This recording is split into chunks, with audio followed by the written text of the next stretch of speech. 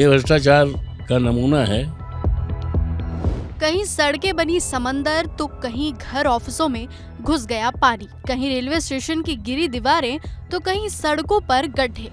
ये बदहाल तस्वीरें कहीं और की नहीं बल्कि प्रभु श्री राम की नगरी अयोध्या की है, जहां 3200 करोड़ से ज्यादा की लागत से राम की नगरी अयोध्या की अलौकिक और अद्वितीय बनाने के दावे पहले ही बारिश में धुल गए हैं। हालात ये है कि यहाँ राम पथ हो या जन्मभूमि पथ, सभी जलमग्न हो गए और हर तरफ गंदगी ही देखने को मिल रही है।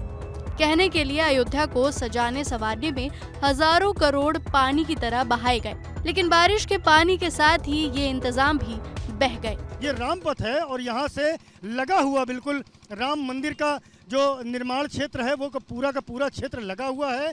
और स्थिति ये है कि जलकल का विभाग जिसके पास ये जिम्मेदारी होती है कि शहर में जल का प्रबंधन तो करे ही करे, साथ में जल से जुड़ी हुई जो समस्याएं हैं उनको दूर करे, लेकिन जलकल का जो अयोध्या का कार्यालय है उसकी तस्वीरें मैं आपको दिखाता हूं कि वो खुद ही पहली बारिश के पानी में पूरी तरह जलमग्न हो चुका है। पानी भीतर जमा है, उसको जनरेटर के जरिए और प्रेशर पंप के जरिए लगातार निकाला जा रहा है। तो ये हालात हैं अयोध्या की एक स्थान के, और ऐसे ही अयोध्या में एक नहीं बल्कि जगह जगह पर जल जमा हुआ है, लोगों को परेशानी हुई है। लोग सवाल खड़े कर रहे हैं कि आखिरकार हजारों करोड़ रुपए अगर अयोध्या में लगाए गए थे तो ये स्थिति क्यों उत्पन्न हुई। राम जन्मभूमि से चंद कदम दूर जलवानपुरा में तो हालत और भी खराब नजर आ रहे हैं, जहां कई घरों में बारिश का पानी ऐसे घुसा कि बेड, सोफा, फ्रिज और किचन तक पानी में डूब गए। दर्जनों परिवार के लाखों की संपत्ति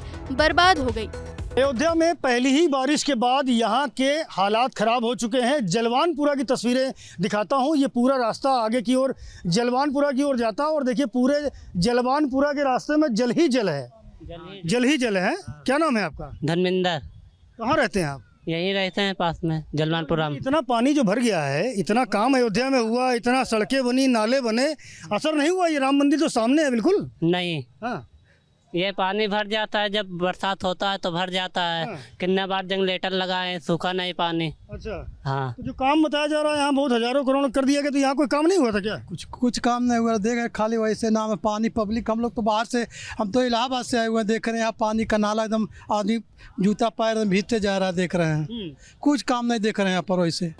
यही नहीं, अयोध्या रेलवे स्टेशन के विकास पर भी प्रशासन ने पानी की तरह पैसा बहाया है, लेकिन पहली बारिश में ही विकास पर खर्च किए करोड़ों रुपए पानी में बह गए। रामलला की प्राण प्रतिष्ठा जब हो तो ज्यादा से ज्यादा लोग अयोध्या पहुंच सके, उन्हें कोई असुविधा ना हो, इसके लिए अयोध्या में अयोध्या धाम स्टेशन बनाया गया था। मेरे बाईं ओर अयोध्या धाम का नवनिर्मित स्टेशन है, जहां की तस्वीरें मैंने अभी दिखाई थी कि चारों तरफ जल भरा हुआ पड़ा है। आप देख सकते हो बिल्कुल जो रामलला का मंदिर है उसी डिजाइन में ये पूरा का पूरा स्टेशन तैयार किया गया था। पूरे चारों तरफ इसकी बाउंड्री की गई थी, लेकिन हालात ये हैं कि पहली ही बारिश को अयोध्या धाम के रेलवे स्टेशन के ठीक सामने वाली जो बाउंड्री है वो बर्दाश्त नहीं कर पाई और धराशायी हो गई। मैं उसी जगह पे खड़ा हूँ, आप देख सकते हो यहाँ से और पूरा जो रास्ता है लगभग मान के चलें कि 30 से 40 मीटर की जो बाउंड्री है वो गिर चुकी है। पहली बारिश हुई है और ये बाउंड्री ज़मीन पर आपको साफ तौर पर देखने को मिलेगी।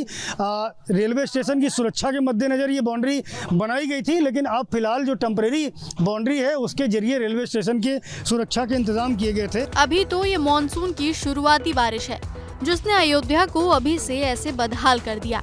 यहाँ तक जनवरी में हुए राम मंदिर में भी बारिश का पानी भर गया है। गर्भगृह तक की छत से पानी टपकने लगा, जिसके बाद तो राम नगरी में हुए विकास पर बड़े सवाल खड़े होने लगे। राम मंदिर के मुख्य पुजारी आचार्य सत्येंद्र दास ने तो ये तक कह दिया कि मंदिर में बारिश का पानी भरने की जांच होनी चाहिए। साथ ही ये भी कहा कि जुलाई 2025 तक मंदिर का काम पूरा होना असंभव है। चूने लगा, अंदर पानी भर गया था। इस पर ध्यान देना चाहिए कि जो बना है उसमें कौन सी कमी रह गई है जिसके कारण से पानी चूह रहा है। इस पर जो बना है उस पर भी ध्यान देना चाहिए और ये बहुत जरूरी है। पानी निकलने का जगह नहीं है और कल तो पानी ऊपर से चूहता भी है।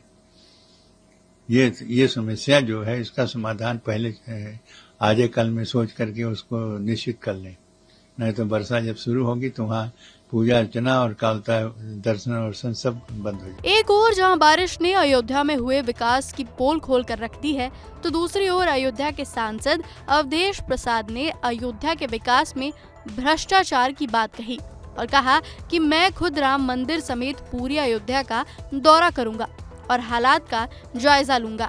ये भ्रष्टाचार का नमूना है। ये भ्रष्टाचार का नमूना है। ये जो स्थिति आपको वहाँ जो पता चल रही है, जो जानकारी आ रही है, अब आप अयोध्या जाएंगे तो आपका पहला कदम क्या होगा जब अयोध्या पहुँचेंगे? अयोध्या जाएंगे, अभी तो सत्र चल रहा है, लेकिन मैं जाऊंगा। मैं सैटरडे को जाऊंगा और देखूंगा, हालात देखूंगा सब। बता दें कि बीजेपी सरकार ने अयोध्या को मॉडर्न अयोध्या के तौर पर विकसित करने के लिए अगले 10 साल में 85,000 करोड़ रुपए खर्च करने का प्लान बनाया है, लेकिन पहले ही बारिश ने अब तक के विकास की पोल खोल दी है। अब समाजवादी पार्टी भी इसे मौके भुनाने में लग गई है और विकास के नाम पर अयोध्या में भ्रष्टाचार को लेकर बीजेपी को घेरने में जुट गई है। आपको क्या लगता है, हजारों करोड़ रुपए खर्च करने के बाद भी अयोध्या की इन बदहाल तस्वीरों के लिए असली जिम्मेदार कौन है? ये हमें कमेंट कर जरूर बताएं और देश दुनिया की तमाम बड़ी खबरों के लिए देखते रहिए एबीपी लाइव।